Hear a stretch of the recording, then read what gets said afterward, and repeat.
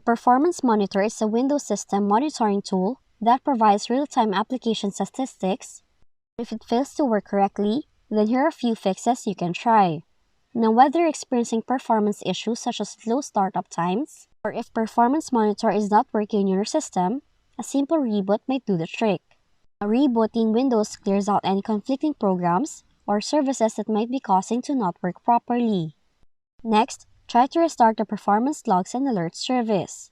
Do it by opening Services, find the Performance Logs and Alerts service, right-click on the option, then select Restart option. The last possible solution is to run the System File Checker. To do it, open Command Prompt with admin rights,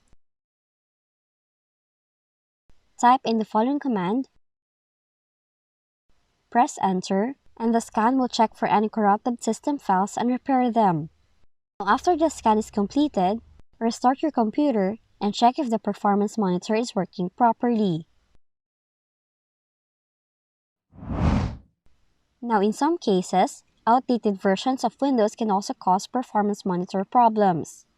So you have to update Windows by opening Settings, click Windows Update, choose Check for Updates, and if available updates are found, Windows will download and install them automatically.